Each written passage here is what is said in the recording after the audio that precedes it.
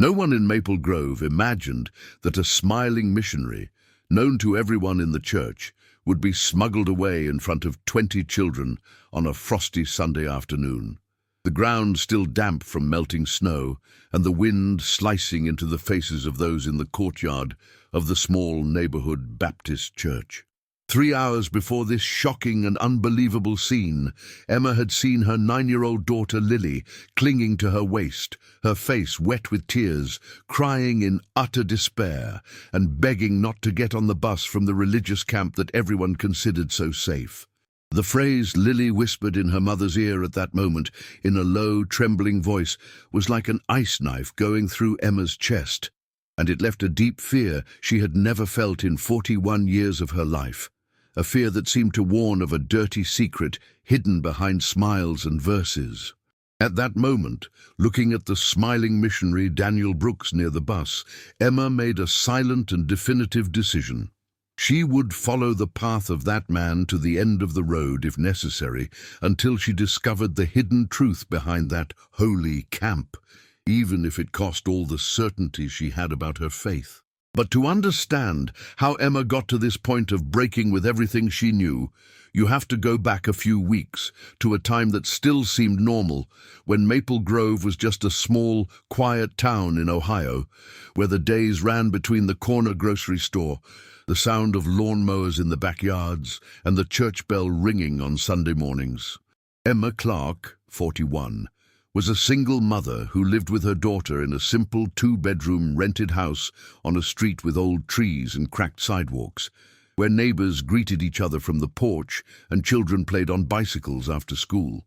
He worked as a cashier at a local supermarket, one of those neighborhood markets where everyone knows everyone's name, and he divided his routine between the shift pulled up at the checkout, the tight bills, and the constant worry about giving Lily a better life than the one she had had in her own childhood. Lily was the center of Emma's life, the reason for every effort, for every sleepless night.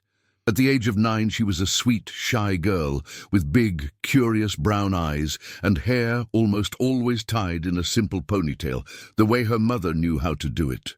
She liked to draw houses, trees, and people holding hands in notebooks with colorful covers, spend hours lying on the living room carpet with colored pencils scattered around, and had a special pleasure in singing in the children's choir of the small Baptist church in the neighborhood, which was a few blocks from home. When she sang, Lily's voice came out soft, a little embarrassed at first, but firm when she got used to the look of the people on the wooden benches. The Maple Grove Baptist Church was more than a stained glass building and a wooden bench for that community. It was a meeting place, a place where families gathered on Sundays, where weddings, baptisms, and funerals took place, where people hugged each other in the aisle and asked for each other's children. The social hall, next door, hosted simple parties, community lunches, and meetings of parents of the children's group. It was there that Emma first felt that she wasn't so alone in the world, that there were people willing to ask her if she needed something when her car broke down or when Lily got sick. Among the church's well-known faces, one has come to prominence in recent years: missionary Daniel Brooks. Daniel was around 35 years old, tall, thin, with brown hair always well combed to the side, and an easy smile that seemed to mix humility and security. He was said to have quit a good job in another city to serve God full-time, traveling with youth groups and organizing Christian camps at retreats in the middle of the woods, mostly in areas near Pittsburgh, Pennsylvania. He spoke softly, wore simple shirts, and seemed to remember the name of every child in the church, which made the mothers sigh in relief, thinking they had found a trustworthy man to guide their children. Emma, at first, also felt grateful to have someone like Daniel around. As she worked a lot, she looked favorably on all the help that came from the church to keep Lily in healthy activities away from the street and strangers. When she saw Daniel talking to Lily in the aisle of the church, kneeling to be at the girl's height, she thought it was beautiful, a demonstration of affection and spiritual care that she herself did not feel prepared to offer, since she had never had such a firm faith. Still, there was something about Emma, a thin thread of distrust that made her heart tighten from time to time, especially when she realized how blindly people trusted this well-regarded missionary. Over the weeks leading up to the bus episode, Emma began to notice little things that at the time seemed like unimportant details, but would later form a much scarier picture.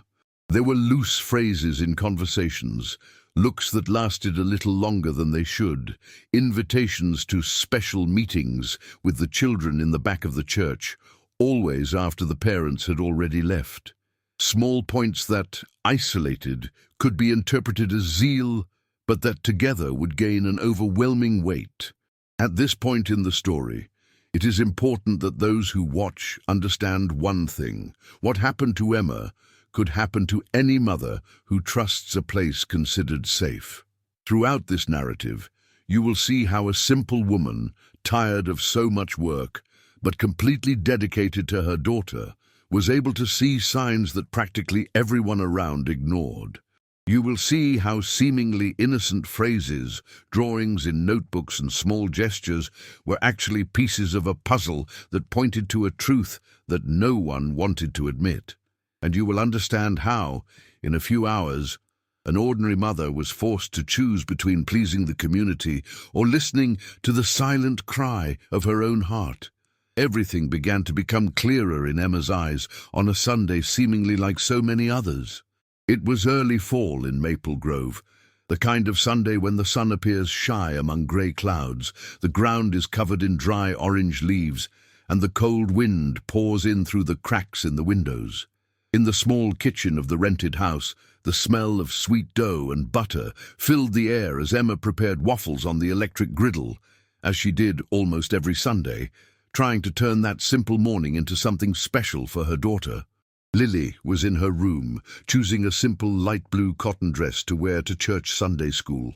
The girl walked down the corridor barefoot, her hair tied by her mother minutes before, and her low voice singing a passage from a hymn that she repeated in English, even though she did not understand all the words. The small backpack with a children's Bible with an illustrated cover and a coloring book waited leaning against the front door. Emma watched her daughter with a mixture of tenderness and concern. As tired as she was, that moment of seeing Lily dressed up for church with a clean face, a shy smile, and a twinkle in her eyes gave her the feeling that she was, somehow, on the right track. As she placed the finished waffles on a plate, she felt an icy breath enter through the barely closed kitchen window, and she pulled her coat over her shoulders. "Eat quickly, dear. The church bus will pass in a little while," he said, placing the plate on the table and filling a glass with orange juice from the simple jar of the refrigerator. Lily sat down at the table, leaned her elbows, and began to eat, spreading some maple syrup on her fingers, which made Emma smile.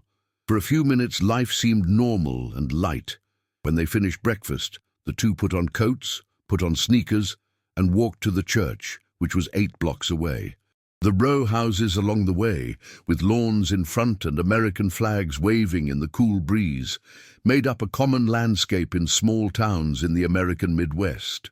They passed a square with some old toys, a corner where a man sold homemade donuts in a simple cart, and soon saw the low tower of the Baptist church. The parking lot was full of cars, minivans, and pickup trucks, as it was every Sunday morning. Children ran between vehicles, mothers arranged hair ties, fathers talked about football games while holding disposable coffee cups. The noise of laughter mingled with the sound of a piano coming from inside the temple. It was there, in that seemingly safe and familiar setting, that Emma saw Daniel Brooks approach Lily with the same smile as always. He was near the edge of the parking lot, helping the children get out of the cars, reaching out to the little ones, calling several by name, and asking about the week at school. He wore a plaid shirt with folded sleeves, dark jeans, and a badge hanging around his neck with the church logo and the words Children's Ministry. Lily squeezed her mother's hand tightly and then let go, running a few steps towards Daniel, who opened his arms, simulating a wide hug. "Lily, my favorite singer," he said, his voice soft when the girl got closer. "Today's rehearsal day, huh? I want to hear you very strong up front." As he spoke, he put his hand on Lily's shoulder in a gesture that, at first glance, seemed just affection. The girl smiled, a little embarrassed, and looked over her shoulder towards her mother, as if asking for a kind of silent permission. Emma, in the distance, waved back, trying to convince herself that this scene was completely normal. But as she watched, she noticed that Daniel's hand remained on her daughter's shoulder for seconds longer than she would have taken for granted. There was no strong grip, no clearly aggressive gesture, but something about that insistence, that prolonged contact, lit up a yellow light in his chest. He felt his heart tighten, as if he had been silently frightened. "Stop, Emma," she thought, trying to contain her own discomfort. "He's from the ministry, everyone trusts him. Will he start to see problems in everything now?" The voice of reason, tired, tried to stifle that discomfort, saying that she was exaggerating, that, as a single mother, she was perhaps more sensitive, more worried than the others. At the same time, another voice, the one that used no words, only sensations, insisted, "Something here is not right."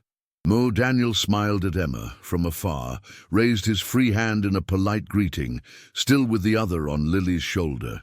"Emma, good to see you," he said, in a tone that mixed sympathy and controlled intimacy. "Lily is a blessing, you know. God has something special planned for her life." Emma forced a smile back, feeling a small lump in her throat. "Thank you, Daniel," she replied. "She likes the church very much." Lily, at that moment, pulled the strap of her backpack as if she wanted to get rid of his hand, albeit discreetly. Emma noticed this quick, almost imperceptible movement and kept it in her memory without even realizing it. After that brief encounter in the parking lot, the morning followed the usual course. The children were taken to the Sunday school room with colorful walls, low tables and drawings of Bible stories pasted on, while the adults sat in the pews of the main temple. Emma sat on one of the middle benches, alone, with the Bible closed in her lap, and tried to concentrate on the pastor's sermon. But in her head, the images came and went. Her hand on her daughter's shoulder, Lily's quick gaze, the discomfort that had no name. "Am I getting paranoid?" she asked herself, looking into the stained glass window where a scene of Jesus with children was illuminated by the pale autumn light. How many good men have not been judged by mothers who are too suspicious? And how many mothers have not been silent and repented later? As he struggled with these thoughts, the pastor's voice sounded distant, as if coming from a long hallway. He talked about trusting, about putting worries into God's hands, about not living dominated by fear. Words that, on another day, could bring consolation, but that at that moment sounded like a dangerous invitation to ignore signs that Emma's own body seemed to scream. At the end of the service, in the social hall, it was announced that there would be a meeting of parents and guardians in a few days to discuss a weekend camp that the church would organize in partnership with the missionary Daniel. At that moment, Lily ran to her mother, her eyes shining. "Mom, I heard he's going to take us to a place with a lake, a campfire, wooden huts," she said excitedly. "It's going to be special," he said. The word special came out of her daughter's mouth with a glimmer of expectation, but for Emma it fell like a stone. Special, thing between us and God, surprise. They were words that would begin to be repeated in the following days, always linked to Daniel's name. In the days that followed, Emma and Lily's routine seemed, on the surface, the same as that of any simple country family. In the morning, the girl took the yellow school bus in front of the house, with her backpack on her back and her hair tied up as her mother could. In the afternoon, he would come home, drop his sneakers near the door, tell him a piece of class, eat a snack in the kitchen, usually a simple sandwich with milk or juice, and sit at the table to do his homework under Emma's watchful eye. The smell of simple food, the noise of the washing machine spinning in the basement, the distant sound of a neighbor's lawnmower, all still made up a common picture. But little by little, small cracks began to appear in this normality. The rehearsals of the church's children's choir, for example, became more frequent. Before, they were only on Saturday mornings, but suddenly they also started to happen on Tuesday and Thursday afternoons, to prepare something special, as Lily explained. Daniel was always there, always smiling, always saying that these children were a gift from God. Lily would come back from these rehearsals with her voice a little tired, sometimes quieter than usual. When asked about the new songs, she answered with short sentences, looking away. From time to time, he commented, almost unintentionally, on special games they played after their parents left, in a meeting room at the back of the church, with lower light and the door closed. Emma, hearing this for the first time, felt a sharp pang in her stomach, as if she had swallowed ice. Special games. What kind of games, Lily? He asked, trying to keep his voice calm as he washed dishes in the sink. Lily shrugged, fiddling with the paper napkin on the table. "Ah, Mom, they are jokes, things he invents," he replied. He said it's a surprise that the parents wouldn't understand properly. The phrase kept echoing in Emma's head. The parents wouldn't understand. Something in her was revolted by that. Why does an adult need to do something with children that parents wouldn't understand, she thought, feeling a tightness in her chest. Who decides what a mother can or cannot understand about her own daughter? That night, lying on the narrow bed in her own room, with the lights off and only a streak of moonlight coming in through the blinds, Emma couldn't sleep at all. The tired body asked for rest, but the mind was flooded with images and questions. I saw Lily in that back room. I saw Daniel getting too close. I saw closed doors and muffled laughter. She tried to convince herself that she was too tired from the long shift at the supermarket, that the brain played tricks when the body asked for rest. She repeated to herself that the church was a safe place, that so many other mothers trusted, that it didn't make sense to be the only one to see danger. But as much as he tried to silence his heart, there was something stubborn inside, a wordless voice that insisted, "Pay attention." He does not turn his face. It's not an exaggeration. If you've come this far, it's because real stories, which move a mother's heart, interest you deeply, and if this story is touching you in any way, help this content reach more women who need to hear this alert, leaving your like, subscribing to the channel, and activating the notification bell so you don't miss the next chapters of this narrative. The days went by, and on the outside, nothing seemed to move that much. Emma kept going to work at the grocery store, listening to the same conversations at the checkout about promotions, overdue bills, kids at school. Lily continued to go to the neighborhood public school, with its long corridors, metal lockers, tired teachers, and returned with messages in her agenda, notes sometimes crumpled, and of course with the rehearsals in the church occupying the free afternoons, always with the same speech. It's going to be something special next month. But Emma, now more attentive, began to notice details in her daughter's behavior. Lily, who used to comment with excitement on each class, each new colleague, began to respond dryly when the subject was the missionary. If her mother asked if Daniel went to the rehearsal, the girl would avert her eyes, fiddle with the pencils, make up an excuse to change the subject. Sometimes she would come home with slightly red eyes, as if she had just cried, but she would say she was just tired. One afternoon, while the two of them were washing the dishes together, Emma remarked, trying to sound casual, "So this special game, are you still doing it?" Lily clutched the tea towel in her hands, wringing without realizing it. "Mom, it's just a church thing," he replied, a little too quickly. "Nothing much." Emma noticed the discomfort, but didn't want to force it. Still, his chest tightened once again. That same weekend, a meeting of parents was scheduled in the church's social hall for the big announcement.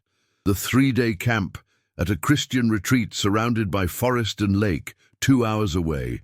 The hall, with folding plastic tables, stackable chairs, and a large table covered with a white tablecloth lined up with thermoses of coffee, plates with donuts and cookies, received dozens of fathers and mothers that night. At the back of the hall, a projector showed pictures of other camps. Children smiling around campfires, simple wooden huts with smoke billowing from the chimney, a calm lake reflecting tall trees. Everything seemed so beautiful, so pure, so idealized that many mothers couldn't hold back their smiles. The pastor, a man with grey hair, introduced Daniel as the main person responsible for the entire camp program. He spoke of his experience with young people, missionary trips, passion for discipling children for the Lord. With each compliment, the missionary lowered his head, smiling in a gesture of false humility that made Emma even more uncomfortable. Then Daniel took the microphone. "Dear parents," he began in a calm voice, "we are preparing something really special for your children. It will be 3 unforgettable days with God in nature, away from the rush, away from the screens, away from everything that distracts." As he spoke, pictures of children smiling and hugging small Bibles played on the screen. Gradually, however, some details of the speech began to weigh more heavily on Emma than the pretty images. "For this time to be really deep," Daniel continued, "we need some simple rules. Parents will not be able to visit the camp during the weekend, so as not to break the spiritual atmosphere." Emma felt butterflies in her stomach. In addition, all children's cell phones will be collected upon arrival, so that they can disconnect from the world and connect with God. Some mothers nodded their heads in approval, quietly commenting that it was great to take the kids off their phones for a few days. Emma, however, felt an even greater tightness in her chest. So, no one can call, no one can text, no one can ask for help if something is wrong, he thought, looking around and seeing only confident faces. At the next table, Susan, the mother of a boy who was playing video games with a neighbor's son, remarked to Emma, "Look, I trust Daniel with my eyes closed. He's almost family. He's already taken Ethan to 2 of these camps. You should be happy, Emma. Lily will love it." Margaret, another mother, added, "In times like today, finding a real church man who dedicates his life to children is a gift." Emma smiled embarrassedly, but inside her head seemed to scream. "Am I the only one who is hearing this strangely?" she wondered. Why does anyone need children isolated, without cell phones, without a visit from their parents to do something spiritual? Since when does God need so many closed doors? His heart raced, his hands became moist, a slight tremor passed through his legs. It was as if all the little worries of the last few days had come together at once. Special games in a closed room, words about things that parents would not understand, extra tests. Now total isolation in a far place, without a cell phone, without a visit. She tried to take a deep breath, but the feeling of tightness in her chest continued. But what happened in the next few hours would destroy all the certainties Emma was still trying to hold, forcing her to choose between pleasing an entire community or clinging to the silent dread that grew stronger and stronger within her. If you're here so far, it's because this story is stirring something very deep in you. And what comes next will show the exact moment when everything changed in this mother's life. So stay with me until the end, because later on, the full denouement will reveal details that can open the eyes of many other women. Emma kept the old car a few feet behind the white and blue school bus, gripping the steering wheel so tightly that her knuckles turned whitish. The bus was driving along the main road out of Maple Grove, and the name of the religious tour company appeared in faded letters on the side. She had noticed, still in the church parking lot, a small red ribbon attached to the lower corner of the vehicle's rear window. Now it was this simple detail that helped her not to lose sight of the train as they left the city and entered a more open road, surrounded first by empty fields, then by trees that seemed to get closer and closer to the track. The car radio was on at a local Christian station, playing soothing hymns, lyrics talking about trust, faith, surrender. Emma heard only distant sounds, as if the music came from inside a tunnel. The mind was too full. Lily's words, spoken in the parking lot, didn't come out of her head. Basement cabin, No one would hear anything. Daniel with 3 other girls.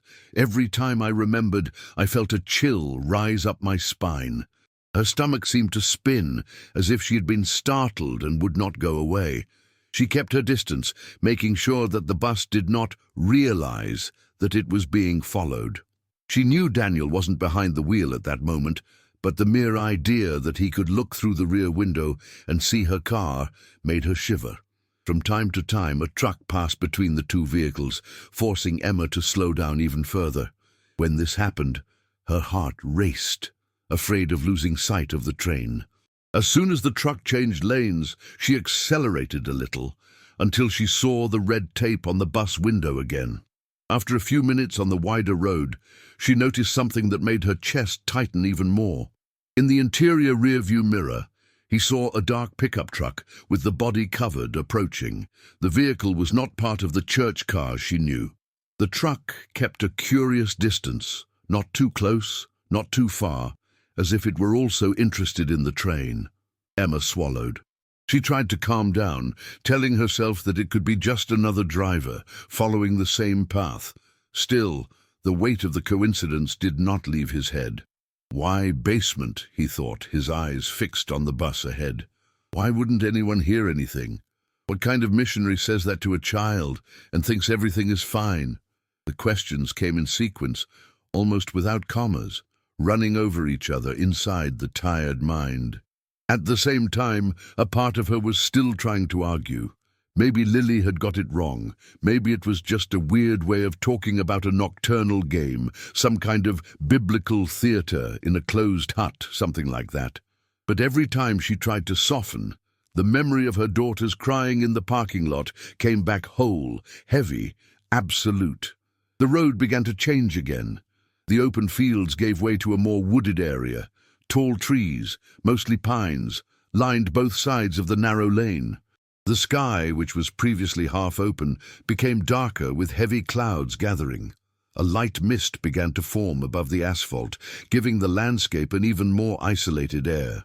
Emma became aware that she was, in fact, taking the car to a remote region where there were almost no houses, gas stations, or any other sign of movement.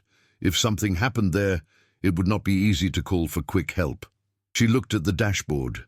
His hands were sweaty, and he had to let go of the steering wheel for a second to dry his palms on his shabby jeans. The fuel needle marked just over half a tank, enough to go back and forth. The digital clock marked a time that seemed strange, as if time had stretched since they left the church, although not that much had passed. The thought of returning home, pretending nothing was happening, flashed through her head like a faint flash, but was soon crushed by another image, Lily, on the road, without her, heading to a place where no one would hear anything. "I'm not coming back," she muttered to herself. "Not now, not without knowing it."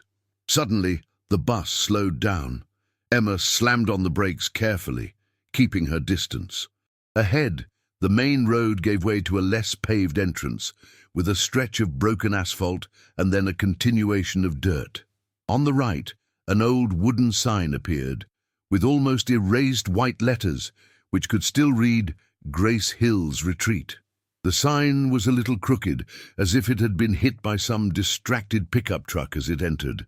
The bus turned right, kicking up some dust, followed by another church vehicle. Emma took a deep breath and also entered, now taking even more care that she did not seem directly connected to the group. The dark truck, the one she had been watching in the rearview mirror, entered with her further back. The feeling of being in a kind of silent line, heading to a place that no one in the city seemed to talk much about, made the back of Emma's neck crawl. The dirt road cut through an area of dense vegetation. Pine trees on both sides, some stretches with small clearings, patches of old snow still leaning against the base of some trees, reminding us that winter was not completely gone. There were potholes in the way, and Emma's car rattled, making noises that always made her nervous. Every bump felt like a wake-up call. If this car breaks down here, who's going to help? After a few minutes in forced silence, the stage began to open. In the distance, Emma saw a glow of water. It was a lake of reasonable size, mirroring the grey sky. On the edge of the lake, scattered neatly, were wooden huts, all alike, with dark roofs, small balconies, and some smoke coming from chimneys. A little further up, away from the huts, was a larger building of older wood, with small windows and a high roof, which seemed to be the main building of the retreat. The bus slowed down even more and entered a kind of improvised parking lot, a large space of dirt with some stones and old tire marks. There, Emma stopped the car a few meters earlier, almost hidden between two thicker trees. He turned off the engine, but kept his hands on the wheel for a few seconds, taking a deep breath, trying to get his heart back to a more normal rhythm. He couldn't. From where she was, she could see, in a broken line, part of the side of the bus. He saw when the door opened and the children began to come down one by one, with colourful backpacks, pillows in their hands, heavy coats, hats, caps. He saw movements, small pieces of faces, but he could not yet locate Lily among all those small figures dressed in similar colours. The sound that reached the car was muffled, laughter, voices, calls. A light chill was hitting the windshield, and Emma felt the urge to turn on the car's heater, but she chose not to do anything to distract her. I just watched. The dark truck stopped further back near a low wooden fence. A man came downstairs, wearing a thick coat, a cap, and seemed to talk briefly with one of the employees who approached. Emma couldn't hear anything, only gestures, a handshake, and then the man in the truck walked in the direction of the main building. Emma's eyes swept the grounds again. It was then that she saw it. Further to the left, a little away from the huts, there was a different construction. It didn't look like a guest hut. It was a low-rise building, almost hidden by the slope of the land, with a cement ramp descending toward a heavy metallic door, painted dark green, with rust marks near the handle. Above the door, a small, narrow window, almost at the level of the highest floor, with metal bars. As she watched, she saw Daniel pass by with two men who looked like retreat employees. He pointed to that building, made a gesture with his hand, and one of the men took a bunch of keys from his belt and swung it in the air. There was no laughter in that little conversation. They were more contained, fast movements. Afterwards, the three separated, and Daniel approached the group of children again. The smell of wet earth reached the car, mixed with the distant smell of burning wood, probably from a fireplace in one of the cabins. In the background, the calm sound of the water hitting lightly on the shore of the lake completed the picture. Under normal circumstances, that setting could be described as a place of peace, a perfect retreat to rest. To Emma, in that moment, every detail seemed like a reminder that she and Lily were far from everything they knew, in a secluded place, with a basement door getting too much attention from a man she no longer trusted. It's there, she thought, feeling her heart tighten. That's the basement she talked about.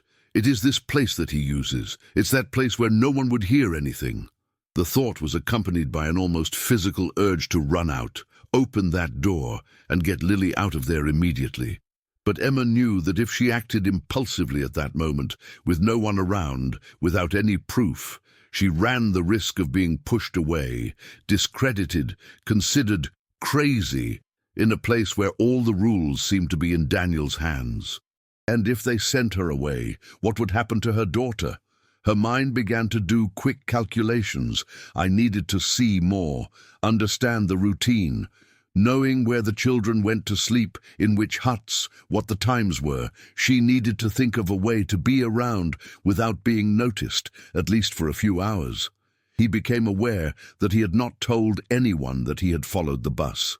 She was there alone. If something went very wrong, there was not an informed husband, a friend, a neighbor. It was her, the old car, the little gas in the tank, and the instinct that pushed her there. As he watched from afar, he saw an older man, with the face of the person in charge of the place, walking towards the bus. He would talk to Daniel, point to the huts, show a kind of paper, maybe a map or a list of rooms. The children began to be divided into smaller groups, each heading towards a hut. Emma struggled to see Lily. Suddenly, he saw a small figure in a lilac coat, a unicorn backpack, hair tied in a ponytail. It was her. Lily looked around, as if looking for something or someone. By instinct, Emma retreated a little inside the car, as if she could hide behind the dashboard. She can't see me yet, he thought. If she sees me, she'll call, she'll make a scandal, and they'll get me out of here. I need to choose the right moment. As time passed, the noise decreased. Children were entering the huts, some employees went to the main building, and the movement in the parking lot decreased. The bus, now empty, was stopped, as if it was going to stay there until the end of the weekend. The man in the dark truck seemed to have disappeared into some structure. Emma realized that if she stood in that same place for too long, someone might find an unknown car parked near the trees strange. He needed to act. He started the engine again and carefully maneuvered the car backwards, leaving the point where he was, slowly returning along the dirt road he had entered. Her heart sank when she lost sight of the bus and the cabins, but she forced herself to follow the plan that was beginning to form. A few miles further on, he found a small roadside gas station, one of those country stations, with 2 old pumps, a tiny shop, and a rusty soda plate. He stopped there, turned off the car, and took a deep breath before getting off. The cold wind hit her face as she stepped on the ground. For a moment, she had the strange feeling of being between 2 worlds, the normal world, with a simple post, a man behind the counter, colorful snack wrappers on the shelves, and the hidden world a few miles back with cabins, a lake, and a cellar with a heavy door. The difference is that now Emma knew that the 2 worlds were connected. She entered the gas station store, trying to appear calm. There was a smell of reheated coffee and motor oil in the air. A middle-aged attendant, with a slightly protruding belly and a cap with the name of the station, organized a few cans of soda in a refrigerator.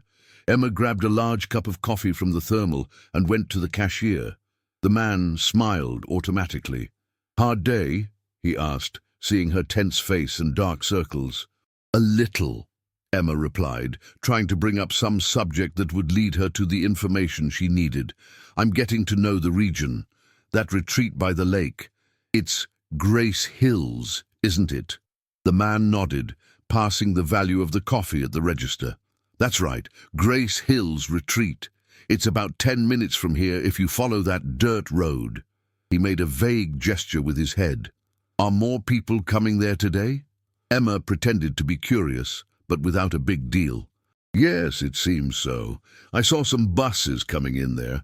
I was thinking, do you rent cabins for families, weekends, or is it just for closed groups?" The attendant gave a short smile, as if he had heard that question before. "It's almost always just for church groups, Bible school, those things," he explained. "There is a Baptist church in the neighboring city which uses a lot, and that Missionary of Grace Baptist, you must have seen it. He takes children there about 3-4 times a year, all with a lot of secrecy, a lot of programming from them there. Grace Baptist Missionary." The words weighed on Emma's head like stone. Daniel. Again, he took children to the same place, several times a year, under the same aura of spiritual secret. For a second, she felt a mixture of anger and nausea. "Secret," she repeated, in a tone she tried to keep light. "What do you mean?" The man laughed, but embarrassed. "Oh, you know what these church people are like," he said, shrugging. "They say that it is a time only for children with God, that parents cannot be around, that kind of thing. But they pay on time. They don't have a problem. We don't get involved." Emma nodded, pretending to agree, but inside she felt her heart practically pound in her throat. "So it's not the first time," he thought. "How many times has he brought children here? How many lilies have passed through this place without anyone seeing anything?" He paid for the coffee, thanked him, and returned to the car, with the feeling that every minute away from the retreat was now too expensive. He went in, put the glass in the holder, and started the engine. "You can't pretend it's an exaggeration anymore," she murmured to herself, staring her face in the rear-view mirror. "I can't do it anymore." Either I find out what happens in that basement today, or I'm going to spend the rest of my life thinking about what I didn't do. Back on the dirt road, he drove more slowly, being careful not to kick up too much dust. When he began to see the trees that surrounded the retreat, he parked the car a little further away from the previous point, in a place where the vegetation was more dense.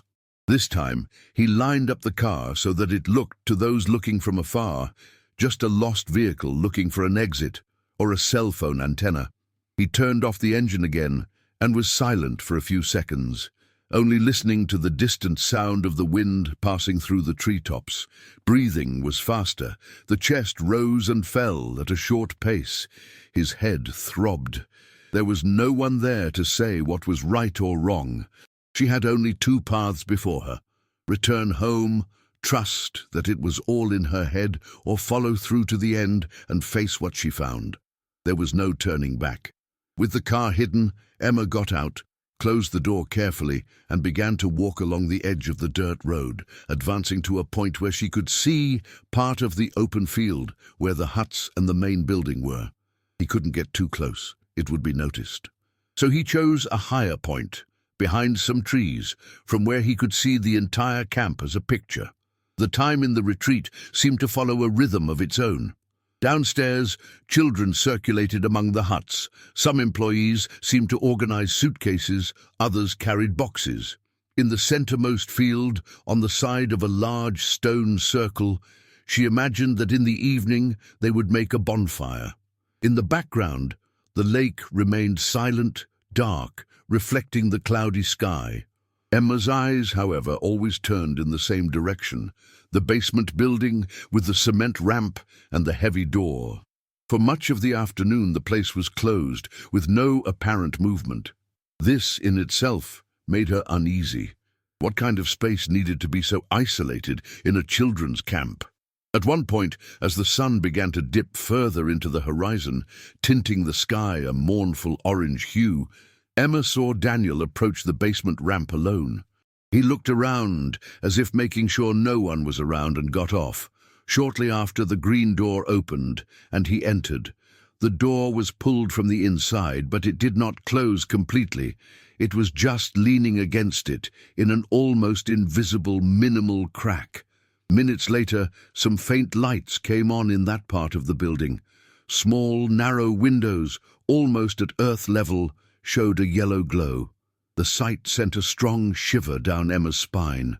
It was as if she were watching a movie scene from afar, but knowing that, in that script, the protagonist was her own daughter. It's here, it's now, he thought, with a mixture of fear and certainty. He made a quick mental calculation. The kids would probably have dinner a few hours after they arrived. Later, perhaps near night, the special activities that Lily and other children were talking about were to take place.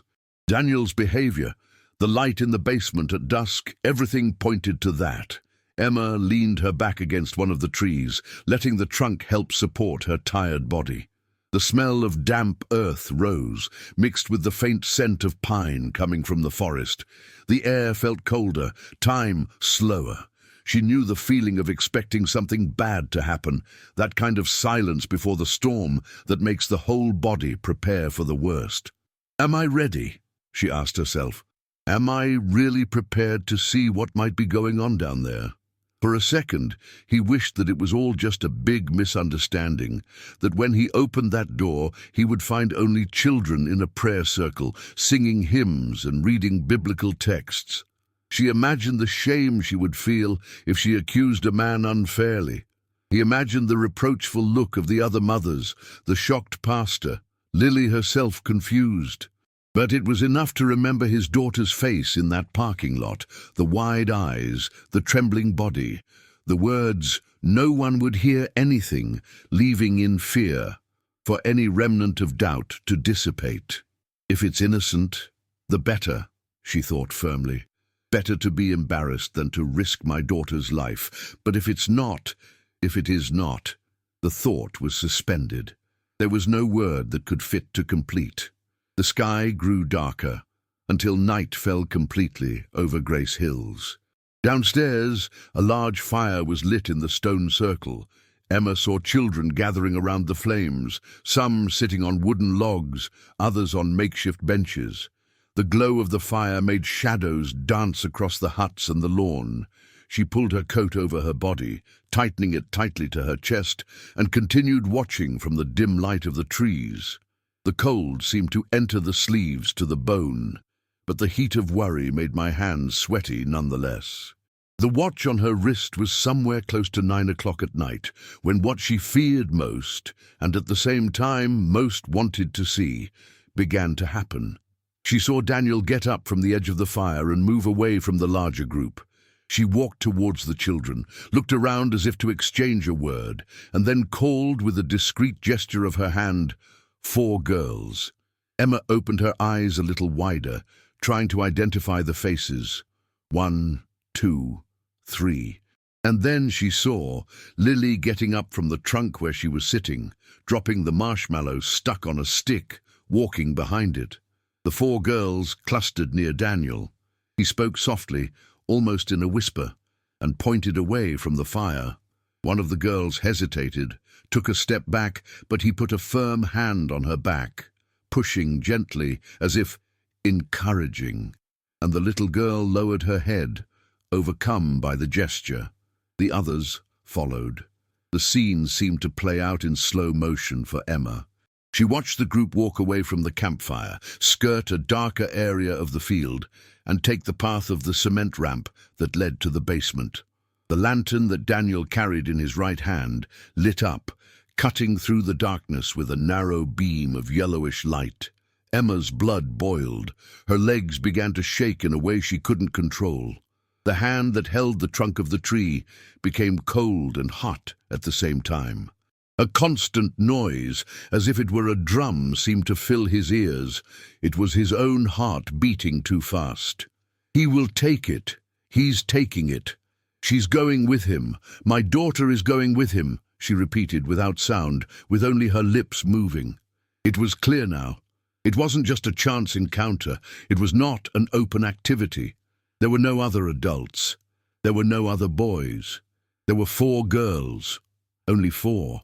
A man, a basement, a flashlight. At that moment, Emma realized that there was no more room for observation at a distance. She couldn't stay there, hidden among the trees, waiting to see what would happen. Every extra second that passed could mean the difference between arriving on time or too late. He felt the urge to run towards the ramp right there, screaming, calling for Lily, calling for any employee who was nearby. But at the same time, the more rational part of the brain was still trying to organize its thoughts. If he came down at the same time running, he could arrive panting, attracting everyone's attention, but without any proof of what really happened inside. And yet, if he waited too long, the danger would increase. For a few seconds, she was paralyzed. He breathed fast, his chest rising and falling, his vision slightly blurred. He had to close his eyes and take a deep breath, taking a breath, as if he were about to dive into very cold water. "Go. You have to go," she told herself. "Go now. You're not going to let that door close with your daughter inside." When he opened his eyes, Daniel and the 4 girls were already approaching the ramp. He looked around quickly, as he had done earlier, and began to descend. The girls followed him in a line. The flashlight's beam of light moved, cutting through the grey concrete. The green door, which had been leaning against it, was pushed once again. Emma, from the top of the hill, saw the scene as if she saw the last chance to avoid a disaster. And it was there that he made the final decision, the one that would have no return. She adjusted her coat, made sure her phone was in her pocket, and began to descend the opposite side, using the shade of the trees to get closer without being seen immediately. The dirt floor was damp, slippery in places. At one point, he almost lost his balance and had to hold on to a low branch which scratched the palm of his hand. He didn't even feel the pain at the time. He descended carefully, but without losing urgency. Each step seemed like a crack too loud, though no one down there seemed to hear.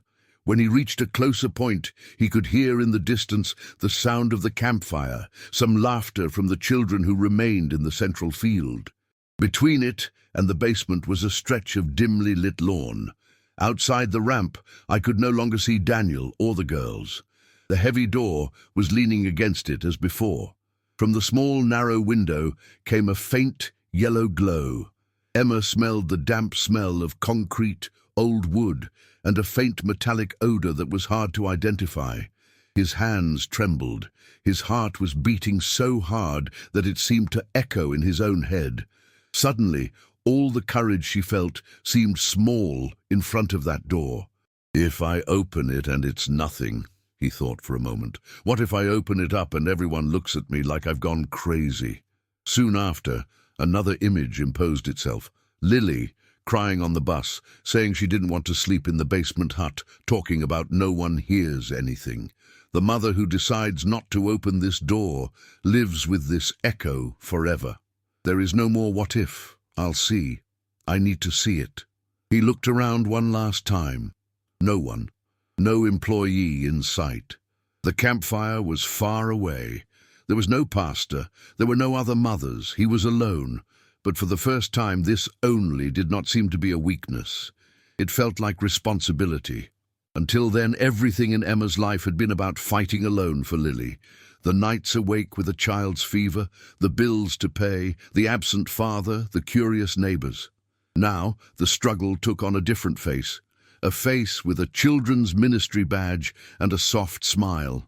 And the weapon she had was simple. Open a door. If you're here, it's because this story deserves to be heard until the end, and what comes next may surprise you even more than everything that has been told so far. So don't leave this video before finding out how this mother faced what many people would rather not see. Emma waited a few minutes, just long enough to make sure no other adults approached the basement. The whole body seemed to vibrate, as if it were connected to an invisible electric current. She walked slowly to the ramp, feeling the cold concrete under her feet, almost slippery from the humidity of the night. The memory of her daughter's crying and the phrase whispered in the parking lot pulsated with every step. As he approached the green door, the damp smell became stronger. Up close, he could see rust streaks around the doorknob, old marks of use. He glued his ear for a moment to the cold metal surface. From inside came muffled sounds, a male voice speaking quietly, nervous children's laughter, an eerie silence between one sentence and another. Emma's heart raced even more. Fear now had a sound, and that sound came from Daniel's voice. The door was not locked, just leaning back. With her right hand, she held the doorknob firmly. For a moment, she closed her eyes and thought about everything that had brought her there. Maple Grove, the grocery store, the Sunday waffles, the church with wooden benches, the hand on Lily's shoulder, the extra rehearsals, the camp flyer, the crying in the parking lot, the bus, the red ribbon, the dark pickup truck, the Grace Hills sign, the gas station attendant, the word secret. Everything seemed to converge at that moment. "Now," she whispered to herself. He pushed the door carefully, enough to open a crack, and went down a few steps, feeling the colder air below. The yellowish light came from a room at the back, after a small, narrow corridor. The sounds became clearer.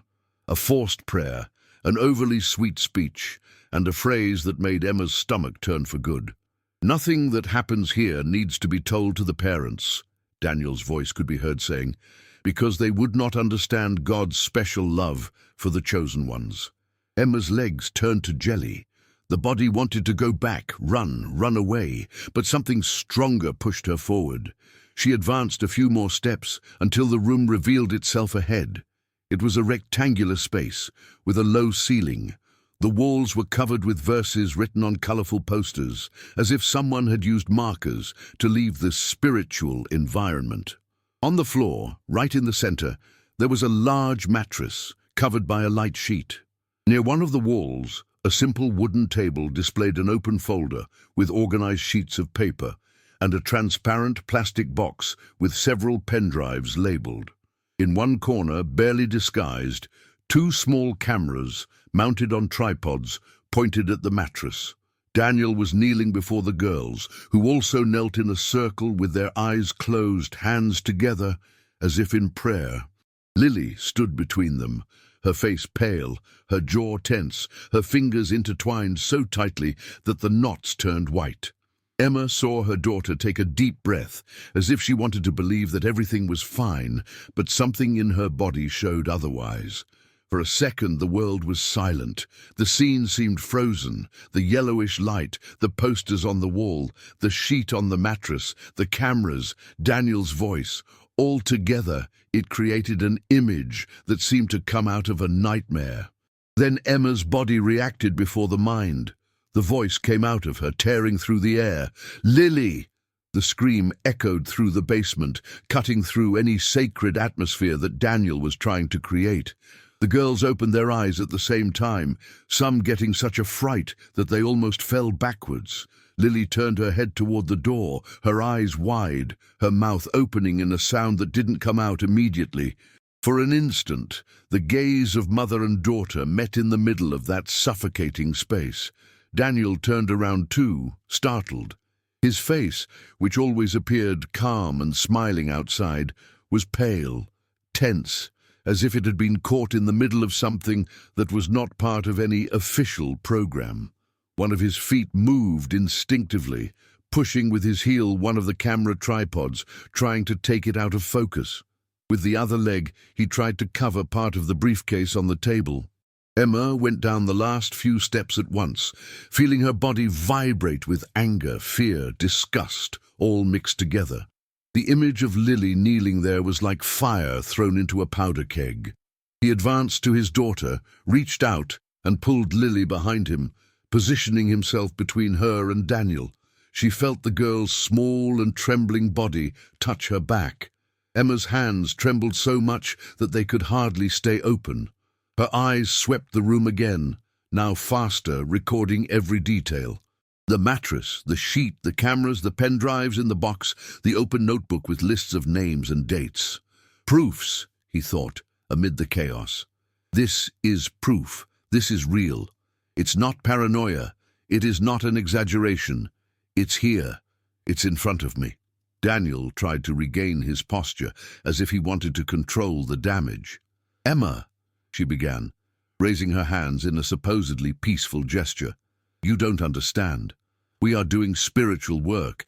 It's a training. It's something special that—" Emma didn't let him finish. Her voice came out firm but choked. "Shut up," he swallowed, surprised by the tone. "But I've seen enough," she continued, staring him in the eyes. "I know very well what you're trying to do here, and he won't lay another finger on my daughter or on these girls." Lily, behind her, began to cry, now with an audible sound, sobbing, clutching the hem of her mother's coat from behind, as if holding a rope in the midst of a raging sea. The other girls looked around, confused, some afraid, others with the face of someone who, for the first time, realized that there was something wrong with that secret with God. The room seemed to shrink. The air became heavier. Emma knew she needed to think fast. It wasn't enough to get Lily out of there. He needed to prevent Daniel from deleting any evidence, from getting rid of the cameras, from changing the folder. I needed to ensure that other people would see that scenario, hear that phrase about telling your parents nothing. With trembling hands, she took 2 steps to the side without losing sight of Daniel and reached out to grab one of the cameras on the tripod. He felt the cold plastic of the device. He squeezed it hard, as if it were a gun in his hands. With the other hand, she picked up the notebook that was on the table, registering in a quick glance a list of girls' names, ages, and dates lined up in columns. Daniel stepped forward, as if he was going to approach to take the objects, but Emma raised the camera as if she was going to use it to defend herself. "Don't take another step," he said, his voice firm, despite the internal trembling. "Do you think you'll be able to explain this to anyone, Daniel? A mattress, cameras, flash drives, 4 girls, a basement at night away from their parents?" He tried to keep his voice low, almost an angry whisper. You're exaggerating. This is a project, a type of representation, a deep work. And if you make a scandal, you will destroy my ministry. You will throw away years of... Years of what? Emma interrupted. Fake? Of abuse hidden behind Bible and verse pasted on the wall? His face changed. The humble expression gave way to a different, colder, more calculating glow. You have no proof of anything, he whispered, glancing quickly at the girls. He only has a fertile imagination. These cameras are to record spiritual encounters. These pen drives are just backup. You have no idea what you're talking about, Emma. She felt disgust rise up her throat, almost as if she was going to swallow something bitter. He still has the courage to try to make me doubt, she thought. Even here, with all this, he wants me to think I'm crazy. With Lily clutching to her back, Emma pulled her daughter by the hand and placed her on her side, almost glued to her hip. Daughter, you'll be fine. Stay by my side. Don't leave here, he said, without taking his eyes off Daniel. Lily nodded, crying, breathing short and quickly. Emma bent down for a second, just long enough to hold the box of flash drives with her free hand, feeling the weight of it, as if holding a handful of hidden truths. She knew that from then on, every second counted. He needed to get out of that basement, take Lily to a safe place, call for help, show other adults what he had seen. She lifted her body, adjusted the camera and notebook, and began to retreat towards the door, pulling her daughter by the other hand. You girls, he said, looking quickly at the other three, go upstairs too. Now. Don't be alone here with him. There was a second of hesitation, as if they were looking to Daniel for some kind of confirmation that they should obey their mother. He, in turn, wavered, perhaps realizing that if he tried to stop them by force, the scene would become even more damaging.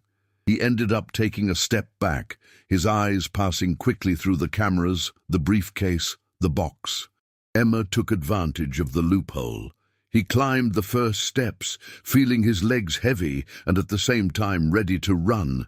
Behind her, Lily and the other girls began to climb up as well, some stumbling nervously. When he reached the door, he turned one last time, facing Daniel from the stairs. You're done, she said in a low but heavy voice. I'll show this to anyone who needs to see it. You will no longer hide behind God. He walked up the rest of the ramp, pulled Lily outside, and felt the cold night air hit his face like a reality punch. The smell of smoke from the campfire far away returned. The sound of laughter from the other children, who still knew nothing, cut through the silence of the basement area. If you've made it this far, it's because you want to know the truth behind a story that many people would prefer to ignore. And what comes next will show how this mother turned horror into courage. So get ready, because the next scenes will make it clear that none of this was an exaggeration. Emma wasted no time. Holding the camera in one hand and the box of flash drives in the other, she and Lily ran towards the main building of the retreat. The other girls, frightened, followed in quick steps, some crying, others looking everywhere, as if they had just woken up from a bad dream. The main building, seen up close, was even older than it appeared from a distance. The darkened wooden walls, the balcony with creaking steps, a double single-glass door with curtains closed inside. Emma climbed the steps and shouldered the door open, entering a lobby with waxed wood floors, walls full of framed photos of old groups of young people, photos of campfires, of children smiling. The shock of seeing those happy images after what he had witnessed in the basement was almost cruel. Behind a simple counter was a middle-aged man, probably one of the people in charge of the place, who looked at her with surprise when he saw her enter like that, panting with children crying behind. "Can I help?" he asked hesitantly. "Telephone," Emma said bluntly. "I need a phone now, preferably with line out. It is urgent." The man stared at her, confused. "Did something happen? The children are—" Emma slammed the notebook against the counter, hard enough to make it shudder slightly. "Telephone," he repeated, his voice trembling but firm. "I'll explain later.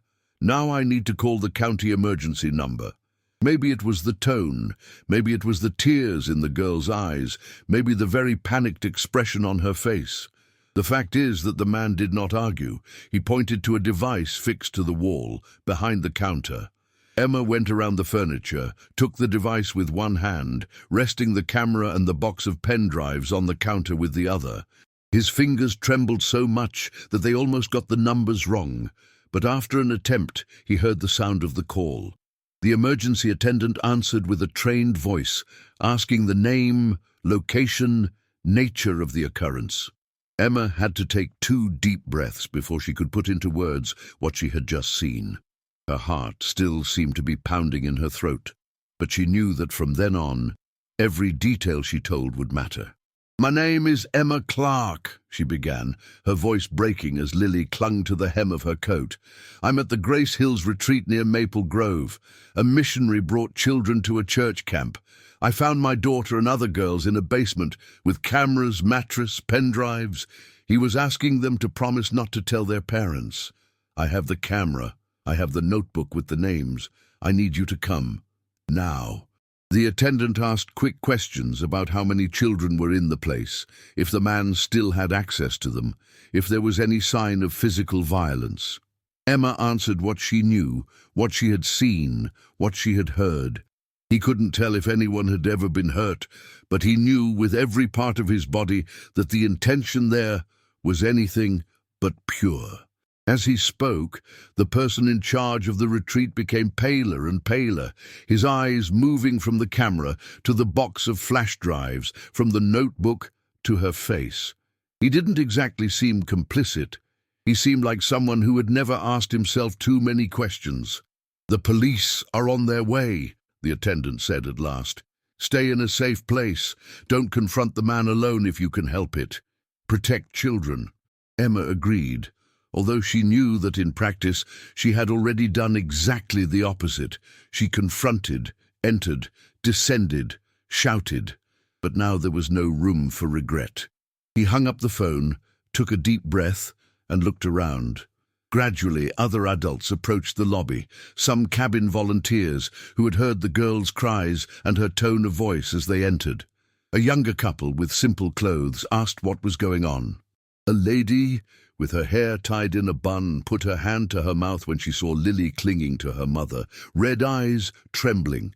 Emma opened the camera, still on, and with trembling hands quickly went through the archives, trying to find the passage in which Daniel's phrase about "nothing that happens there" being told to his parents could be heard. Finally, he found it. He hit play. The lobby room was filled with his voice, coming from the small speakers. The sweet speech, the pseudo-spiritual tone, the phrase about a special love of God for the chosen ones. The contrast between the voice and the images of happy photos on the wall made a heavy silence settle in the environment. Some parents who had been at the retreat as volunteers but slept in separate huts began to arrive, drawn by the murmurs. They saw Emma with the camera in her hand, the notebook open, Lily crying. They saw the employee pale, not knowing where to look. "Right. Is this serious?" asked a mother with a lost look. "Whose voice is this?" Emma took a deep breath. He knew that the moment that would come would be both horrible and necessary. "It's Daniel's voice," he replied. "He's the missionary to whom everyone gave their children." She opened the notebook, showing the lists of names. From the eyes of one of the mothers, tears began to fall before she could even form a sentence. This is my daughter's name," he murmured, pointing to a line that showed a girl's first name and a recent date. Her legs seemed to weaken, and someone had to hold her by the arm so she wouldn't fall. A father, who until then seemed to resist believing, clenched his jaw, his eyes watering with rage. "Is this serious?" he repeated louder. "What did he do in the basement with the kids?" Emma met his gaze. The words that came out of his mouth didn't need explicit details to convey the horror. "I didn't wait to see it until the end," he said, "and that's exactly why you still have daughters intact." There was a silence, one of those that are only seen in moments when the collective chip falls all at once. Within minutes, the climate of trust, that had built up around Daniel in recent weeks was replaced by a mixture of shock, anger, disgust, and guilt. Guilt that no one suspected it before. Guilt for having believed so much. Emma felt Lily lean her face against her back, as if she wanted to hide from the world. He ran his hand over his daughter's back, in a gesture that tried to say, without words, that it was all not her fault. While the police did not arrive, time seemed to drag on. Some parents went to pick up their own children from the huts without waiting for anyone's permission. Others circulated from one side to the other, not knowing what to do. The person in charge of the retreat was talking on the phone with someone, probably explaining that there was a very serious accusation at the site. Emma, in the midst of the chaos, felt a deep tiredness coming, but she couldn't allow herself to fall apart just yet. There was something greater than personal pain there. There was a truth that finally ceased to be a secret within the walls of a basement, to become a voice in a crowded lobby.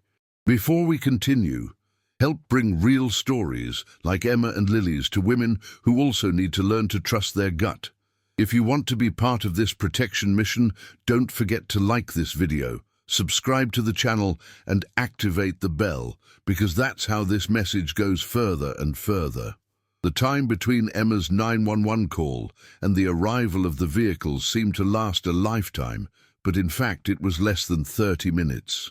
Outside, the dirt road that led to the Grace Hills retreat was gradually taken over by county police cars, headlights on, cutting through the darkness of the night. The sirens, which would normally announce the approach from afar, came turned off by order of the agents themselves, so as not to further frighten the children who were already crying near the huts, hugging blankets and pillows. From the main lobby, through the fogged glass of the door, Emma saw the blue and red lights reflect off the dark wood of the building. Her stomach, which was already turned, took another turn. For a moment, she felt like sitting on the floor and crying non-stop, as if her body was crying out to collapse. But Lily, clinging to his side, was the living reminder that there were still things to do, questions to answer, truths to confirm. The agents entered in pairs, with heavy coats, flashlights, and firm looks. One of them identified himself, asked for the person responsible, and soon Emma was pointed out by those in the lobby as the person who had made the complaint. She repeated once again what she had seen in the basement, the phrases said by Daniel, the presence of the cameras, the mattress, the notebook with the names, the box of pen drives. He showed the recording he had on the camera, let them listen carefully to his voice, asking the girls for secrecy and talking about God's special love in the basement nights. It didn't take long for teams to be deployed. One to take care of the children, another to locate Daniel, another to preserve the basement room. Some agents went directly to the place that Emma described, asking that no one else enter there so as not to contaminate the evidence.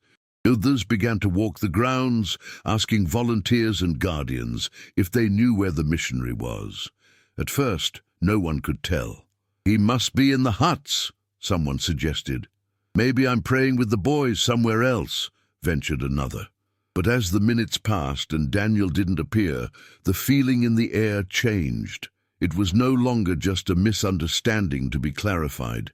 It was a hunt. It was learned, shortly after, that he had been seen entering one of the rooms at the back of the main building, those used for storing material and documents.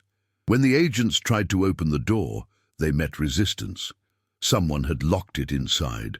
The sound of knuckles hitting wood echoed down the hallway. "Mr. Brooks, it's the county police," said one of the officers, his voice firm. "Open the door. We need to talk." Silence. Emma, who was listening from afar, felt a shiver run through her body.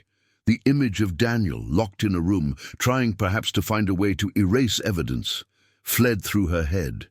The fear that he could destroy pen drives, notebooks, records, came back like a punch. The agents tried a second time. This time the response was a noise of something being dragged inside, as if trying to block the entrance even more. There was not much delay after that. The decision was quick.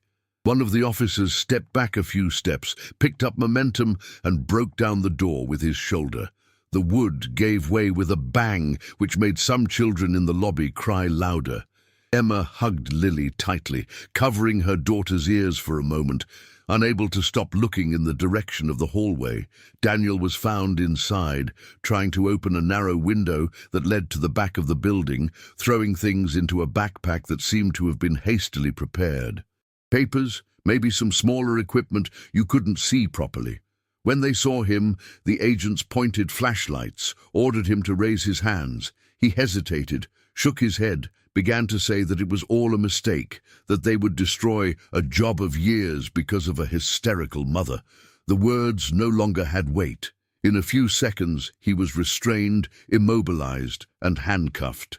The hands that had so often held the shoulders of children who had gone in and out of the homes of so many families with Bibles under their arms were now tied behind their backs. The agents led him to the front of the building. Emma and Lily were in the lobby when he passed. Behind them, some parents who had been volunteers at the camp gathered, forming, without planning, a corridor of incredulous eyes. Some cried, others clenched their fists. There were those who could not face the man who, until hours before, they called brother in Christ. For a moment, Daniel's eyes crossed with Emma's. His expression was no longer tame. It was a mixture of hatred and fear. Perhaps, until then, I had never believed that someone would have the courage to tear off the mask she wore so safely. Emma held Lily even closer to her. The daughter trembled, but looked, supported by her mother's presence. There was fear, but there was also a quiet realization that this man, who had long been seen as protective, was actually the danger her small body had been trying to denounce for weeks. When the agents took him outside, passing through the lawn towards the vehicles, some children, who had been warned to stay inside the huts, ended up seeing through the window. The crying noise increased. A girl called for her mother. Another, confused, asked if Daniel had done anything wrong. Parents rushed to close the curtains, explaining in a choked voice that this was not a man of God, as they had said before. Meanwhile, another team of police officers entered the basement, this time with suitcases, bags for evidence, cameras. The room started to be recorded inch by inch. They photographed the mattress, the walls with verses, the cameras on tripods, the table, the notebook, the box of pen drives. They collected computers and electronic devices from other environments of the retreat as well, as a precaution. It was no longer an internal church issue, it was a criminal case. One of the agents responsible for the investigation took care to speak directly to Emma in a more reserved corner of the lobby. He was a man of calm speech, serious look, but gentle. He explained that, from what they had already seen in an initial analysis of part of the material, there were records of other dates, other groups, other camps.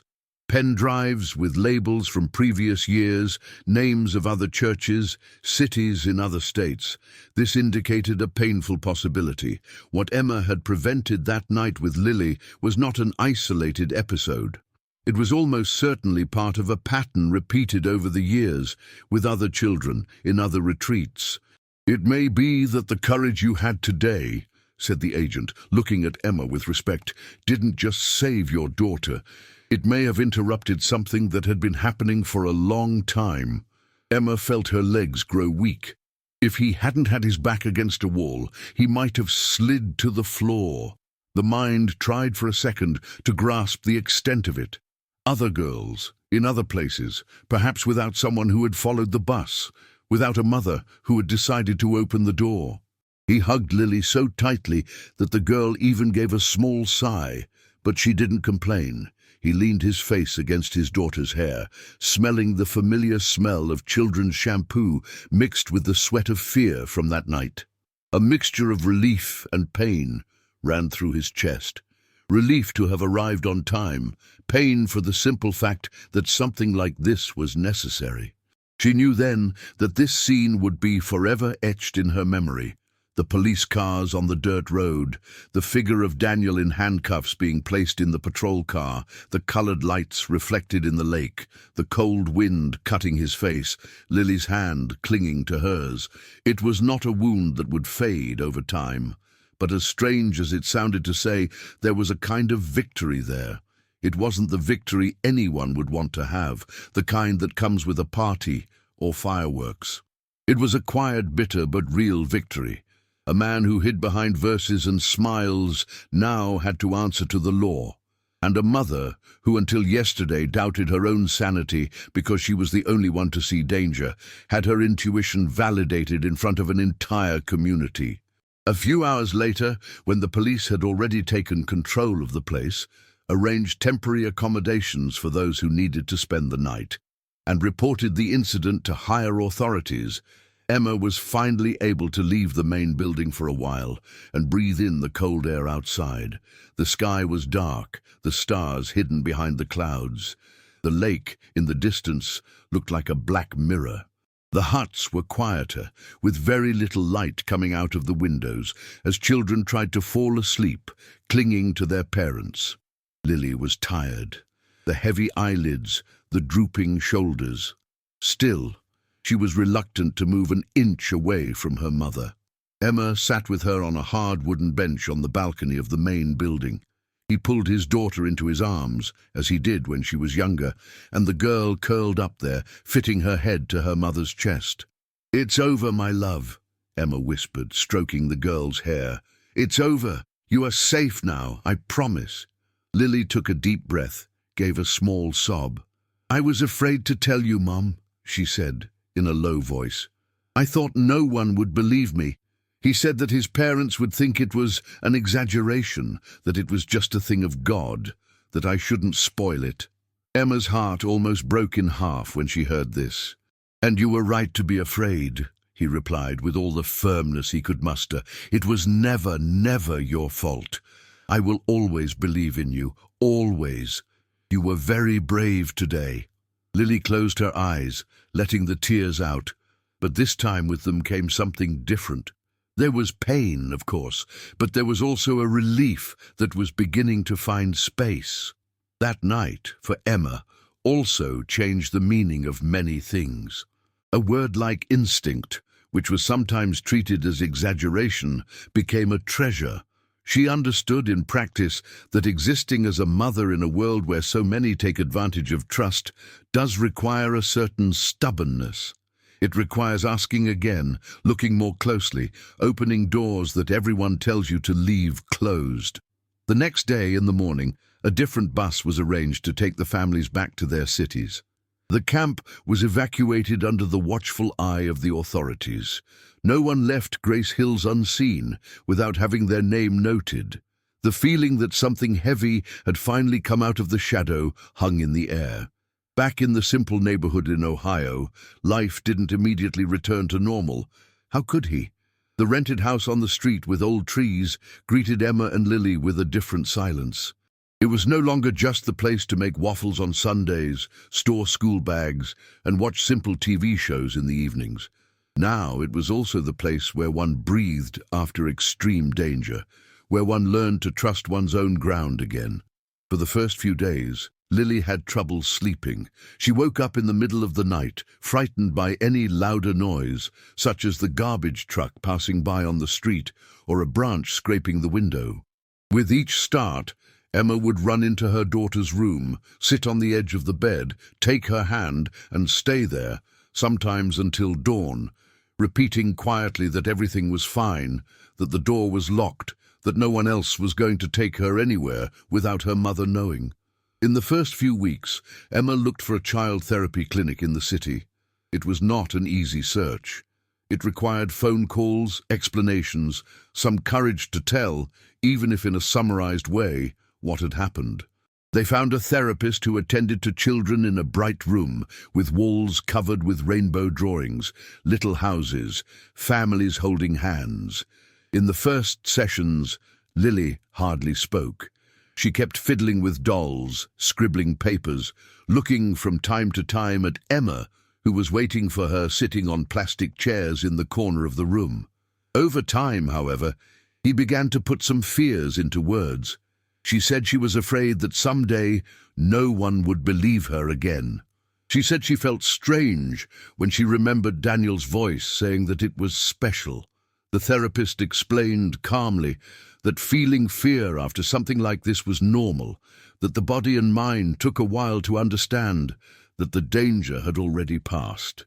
He instructed Emma on how to answer her daughter's questions without giving details that could hurt even more, but without lying. On one of these days, Lily asked, with eyes full of sad curiosity, "Mommy, why did he do that?" If he talked so much about God, Emma didn't have a ready answer. The world, for her, had also broken a little. Deep breaths helped her find what to say. "I can't explain everything, dear," she replied, holding her small hands. "But I know one thing. The mistake was never in you, in the girls. The mistake has always been in him, in those who hide evil behind the Bible, behind a church. There are people like that who use beautiful words to do ugly things, and that's why we need to speak up when we feel there's something wrong." Lily nodded slowly. Maybe she didn't fully understand, but enough to know that the blame wasn't on her shoulders. Meanwhile, the Maple Grove Baptist Church did not come out of it all unscathed either. Upon learning of Daniel's arrest and the charges, the pastor called a meeting of members. It was not just any meeting. There were tears, trembling voices, people who had never questioned leadership decisions until then speaking out. The pastor himself, teary-eyed, acknowledged from the pulpit that he had relied too much, no questions asked, that he had allowed a single person too much access to the children with closed doors and little supervision. He asked for forgiveness, not in vague terms, but in clear sentences. Forgiveness for not having listened to mothers like Emma as carefully as they deserved. Forgiveness for having confused reputation with character.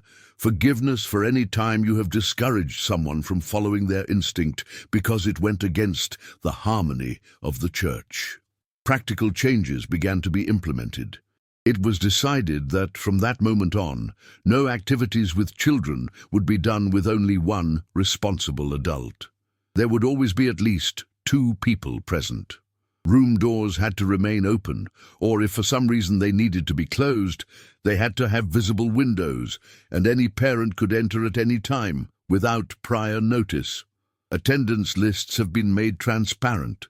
Anyone who took children to activities outside the church building would have to go through a more rigorous vetting process and always be accompanied by other adults. Frequent meetings with parents were instituted, not as a mere formality, but as a real space to listen to doubts, fears, and suggestions. Emma, who had long felt small in that middle pew, was now invited to speak, not only by the church, but by other organizations in the city and later by neighboring places. At community meetings, she began to tell, with her sometimes choked voice, what it meant hearing her daughter's cries and deciding to follow a bus. He said that the hardest day of his life was also the day he discovered a strength he didn't even know he had.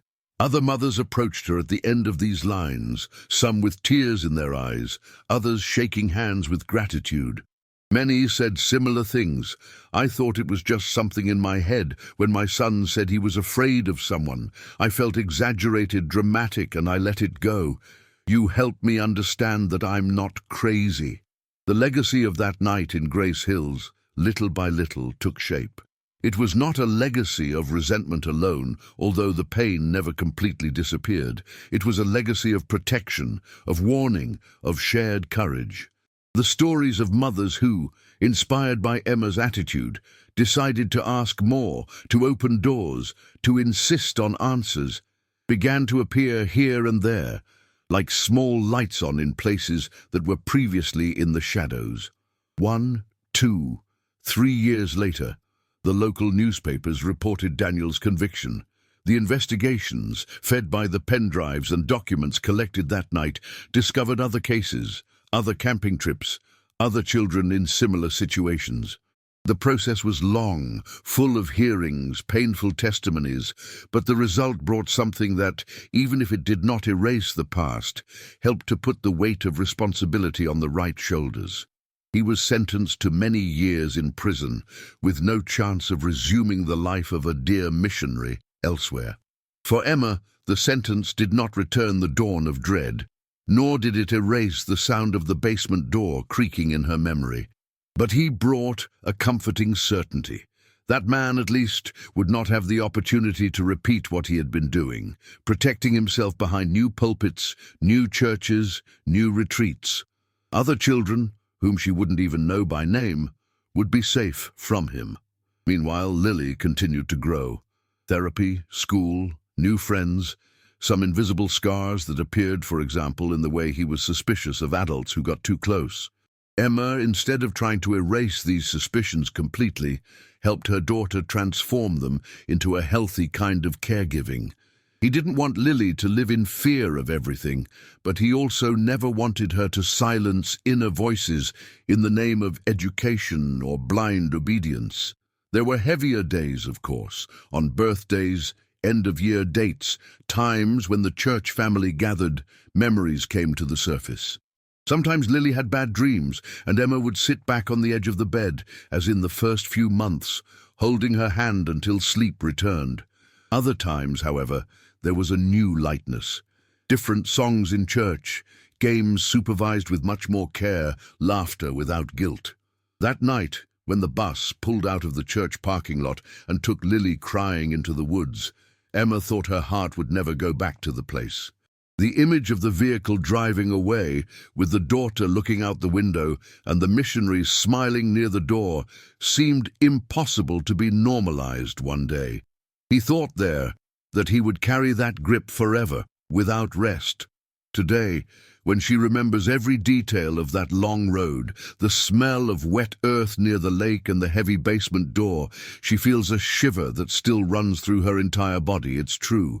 These signs have not disappeared, but mixed with this shiver is something she didn't know so deeply before, an absolute certainty that a mother's love, when she refuses to be silent, can cut through any darkness. She remembers her daughter's trembling voice, whispering about the basement hut, and the moment when she decided not to ignore the crying, not to accept the "it's okay" said by someone who seemed so holy. That decision, which at the time seemed just another stubborn attitude of a tired mother, proved to be a watershed. Putting the mother's instinct above the opinion of an entire church was not an act of empty rebellion. It was an act of protection, and that simple act changed the fate of many girls who may never find out who the woman was who screamed that night in that basement. A few months after the events in Grace Hills, Emma continued to accompany Lily to therapy sessions. The two sat on plastic chairs in a bright office, while the therapist conducted delicate conversations with the girl. The room had rainbow designs, smiling sunshine, colorful houses. It was almost as if someone had tried on the walls to draw the world in a way that Lily could one day see again.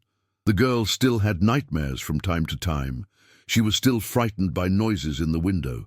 She still squeezed her mother's hand tightly in environments where she saw doors closing. But now there was a crucial difference. She knew that Emma believed every word that came out of her mouth. This certainty, which for many may seem obvious, for a child who heard from an adult his parents will not understand, was worth gold. When Lily asked on quieter days why Daniel did that, Emma maintained the same careful honesty. She repeated that the mistake was never in the girls, that none of them provoked anything, that the weight of guilt belongs only to those who tried to hide evil behind the Bible, behind prayers and meetings full of beautiful words. This type of conversation did not erase the fear from one day to the next, but she planted in the girl a root of confidence that, Emma knew, would accompany her throughout her life. The community has also changed. The church, that used to close doors and windows for activities with children, now kept everything open, a symbol not only of ventilation, but of posture. There were clear rules on the wall of the meeting room. who could lead groups, how the doors should be held, what were the rights of parents to enter any room at any time without asking permission. Transparent lists showed exactly where each child would be in each activity. The pastor, older and, in some ways, more humble, spoke in a choked voice whenever he mentioned the day he saw Daniel handcuffed in the courtyard of the retreat. He admitted, without flourishes, that no reputation could be worth more than the well-being of a child. In services and special meetings, he recalled the episode not to dwell on the pain, but to reinforce the responsibility that adults have when caring for minors, especially in environments where many families let their guard down simply because they see a cross on the facade. Some people left the congregation, unable to cope with the shock or shame of having blindly trusted someone who turned out to be a predator. Others arrived precisely because they saw that there was, at last, a concrete commitment to transparency and protection. Above all, a culture of healthy surveillance has been created. Uncomfortable questions are no longer labeled as lack of faith and are now seen as proof of love. For Emma, the legacy of this story is simple to say, but profound in meaning. Every time she sees a mother looking suspiciously at some situation, a door that is too closed, an adult too interested in special activities with children, a child who comes back strange from somewhere, she approaches if she is welcomed and calmly says that it is not an exaggeration to ask one more time. It is not an exaggeration to open a door. It is not an exaggeration to postpone a trip. At community meetings, in schools, in other small-town churches, she says, in a sometimes choked voice, that the hardest day of her life was also the day she discovered her own strength. She reminds the women who listen to her that no matter how respected the leader, the coach, the uncle, the missionary is, if the heart tightens when the daughter cries, if there is a lump in the throat that does not go away, it is because there is something there that cannot simply be silenced. She repeats a phrase that has become, almost without realizing it, a kind of personal motto. Between seeming exaggerated and keeping silent, I choose exaggeration, because I take care of my daughter. At the end of the day, when she turns off the light in Lily's room and sees the girl sleeping hugging a worn teddy bear, Emma feels tired. It's true. The back hurts, the head is heavy, the memories come and go. But along with this fatigue, there is something she didn't have before following that bus. Peace, not a peace that ignores the evil in the world, but a peace that is born from the fact that you have done what needed to be done when the time has come. It was not possible to erase what happened that night at the retreat. That would be too much to ask. However, it was possible to prevent history from continuing to repeat itself in the dark, without a name, without a face, without resistance. It was possible to interrupt a sequence of pain that, without the intervention of that mother, could have continued for years.